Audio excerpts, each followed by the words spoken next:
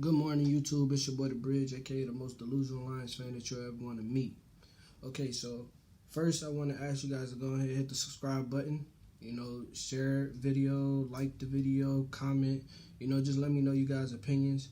I am active with all the viewers' responses. You guys told me it was beeping in the video. Made sure I got the beeping out of the video. Told me the audio was going in and out. I checked into it and I made sure I fixed it so we won't have any issues with that as well today. But the first things first, let's go ahead talk about these Hall of Fame nominations for Jason Hanson and Calvin Johnson. Okay, so my opinion on it, for one, is Jason Hanson, definitely love the guy. One of the best kickers we ever had. Calvin Johnson, one of the best wide receivers we ever had. My feelings towards Calvin Johnson is kind of a little bit different. Love the guy, but he left us early, man. But yeah, he left us early. Y'all let me know in the comments how y'all feel about Calvin Johnson. I feel like he's definitely one of the greatest Lions or receivers, period, to ever do it. And like I definitely loved the guy when he was with us, but when I found out he was leaving early, it was just like, dang, bro. Like Barry Sanders retired early. Calvin Johnson retired early. Both both were great players for the Lions, like franchise players. Like you don't find another Barry Sanders. Like you won't. You can't find another Calvin Johnson. Like you won't. And they both left us early. Now, it could just be the organization, man. And that's what I'm chalking it up to be. It's just like a lot of people probably just get tired, of the head of our organization, So, yeah, like I got kind of mixed feelings on that, but I definitely want to applaud them guys, and they both definitely deserve it. The next thing I want to talk about was the corners.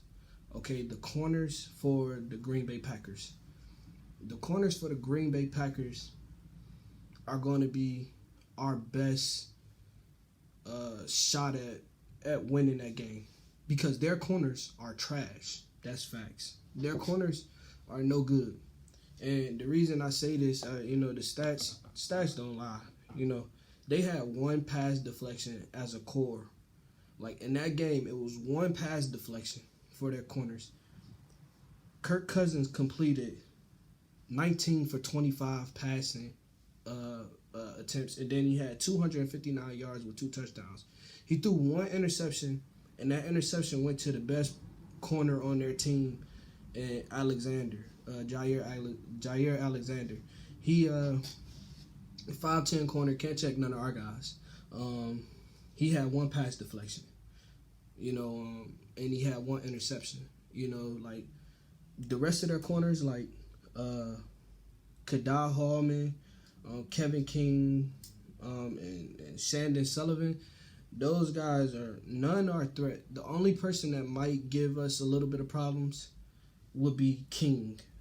And the reason I say King is because he's a 6'3" cornerback. He did have 5 tackles last game. But when I think about him and Golladay, that's why Golladay is so important.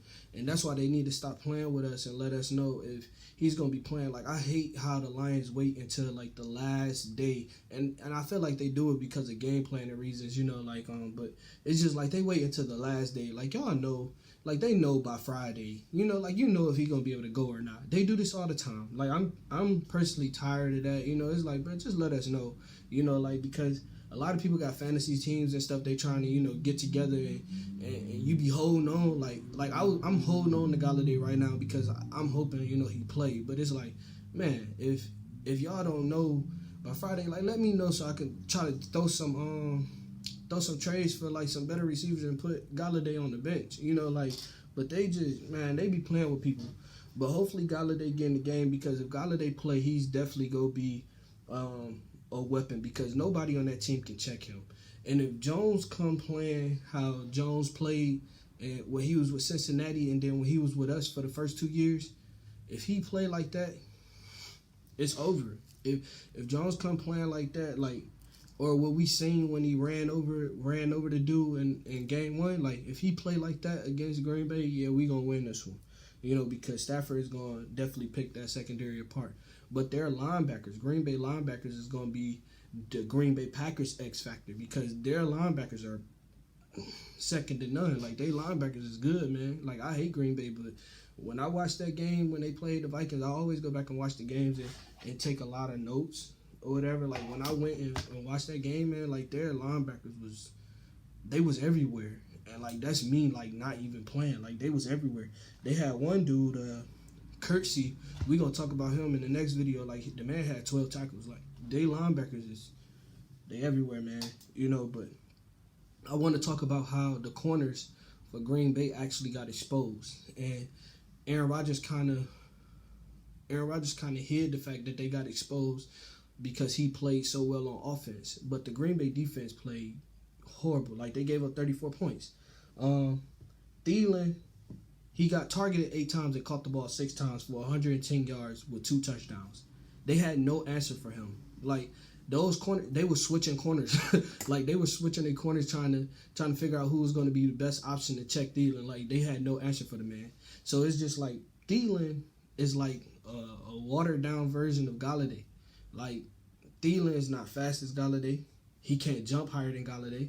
Like, he's not stronger, don't have better hands. So it's just like, if he did that to Green Bay, and that's Stafford's favorite target, it's like, what y'all think Golladay about to do to these corners?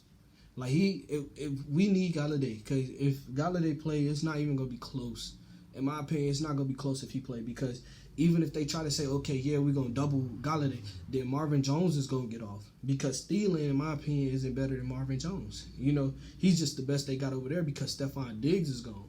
You know, but I just feel like if we get Golladay, it'll either open it up for Marvin Jones, or they both gonna eat. You know, because you're gonna have to figure out if you want to double him or if you want to play man straight up and get safety help. And we're gonna talk about their safeties, because their safety, Darnell Savage, he's not that type of safety in my opinion. Like, you know, he's very physical, but going up to deflect passes and stuff like that, when I was watching tape, like, he was running more to the man than trying to track the ball. Like, he doesn't, you know, a lot of safeties, like, they kind of see and know, like, where the play is going, you know, like, before it happens, so they shoot to that side of the field, you know, while the ball is in the air. Like, this guy, he play a little awkward. Like, he wait until they catch it, and he try to, like, track them down, or he wait to see exactly who is going to and try to, like, track them down, but he don't track the ball. You know, like, a lot of great safeties and stuff, like, track the ball, you know, like, unless it's like a strong safety and, like, they known for blitzing and, you know, tackling, you know, but, like, he played so weird, and it didn't work. It didn't work at all, because Kirk Cousins tore them up. You know, like, he really tore them up. But it got kind of overshadowed because Aaron Rodgers threw 4 touchdowns, had a great game, you know, so, but he definitely picked their secondary apart. The next person I wanted to talk about was the tight ends for the Vikings, because the tight ends were a crucial part. And the reason I say that is because Rudolph, he had 2 catches and was targeted twice and had 28 yards. And then Smith Jr., he had 1 target and caught the ball 1 time or whatever and had 11 yards. Those numbers are not a lot, but what they did with them in the scheme where they had those guys blocking, and when you didn't know if they were going to block or if they were going to release. So what that forced the Vikings to do was to bring a 5th man on that line or whatever, you know, so they will hold them, and the second tight end would shoot out and either do like a quick slant route or like try to go for a screen pass or something like that. And that's how Smith Jr. got 1 catch or whatever, you know, like, they ate them up with that, you know, like, they couldn't stop it. And our tight ends, in my opinion, are better than the Vikings tight ends. Like, Hawkinson is better than Rudolph, and Jesse James is definitely better than whoever Smith Jr. is, you know. So I feel like those are the tight ends for us are going to be key factors. You know, I said that in my last video as well. The tight ends are going to be key factors. We need to utilize those guys because they have a lot of talent. We need to go ahead and showcase it. You know, Hawkinson, he showed the potential that he had last year before he got hurt, and he showed it again this year. So we need to go ahead and use the man. The next thing I wanted to talk about was a signing that kind of made me upset. One of my viewers, he actually brought this to my attention. We signed a defensive end named Kareem Martin, and they put him on the practice team and let go of Wynn. And it's just like, why is that not getting a lot of buzz? Because y'all tell me, like, y'all can leave a comment down below and like let me know if y'all seen any defensive ends that were actually worth keeping. And I'm a diehard Lions fan. Like, I ride for all our guys. You know, like, I love all our guys. But Trey Flowers, he was not there. Like, 1 sack. Come on. Man, and to be honest with you, it's just like nobody else did anything, you know, like, they did nothing, you know. So it's just like, man, our linebackers and our secondary, they did a great job, but like that front line, man, needs a little work. We need a little work, man. And if that defensive end from New York, if he's capable of giving us production or anything, like, we need to go ahead and throw him in there. You know, it's not gonna hurt nothing. It's early in the season. Might as well do it now before it's too late. So that's gonna pretty much wrap up the video. Next video, we're gonna be talking about Stafford and Aaron Rodgers shooting it out, and who I think we're gonna win that battle. Y'all already know I feel like Stafford's gonna win that battle, but I'm gonna let you know why I feel like he's gonna win that battle. So y'all stay tuned, man. This is your boy The Bridge, aka the most delusional Lions fan that you'll ever meet. See y'all on the next episode.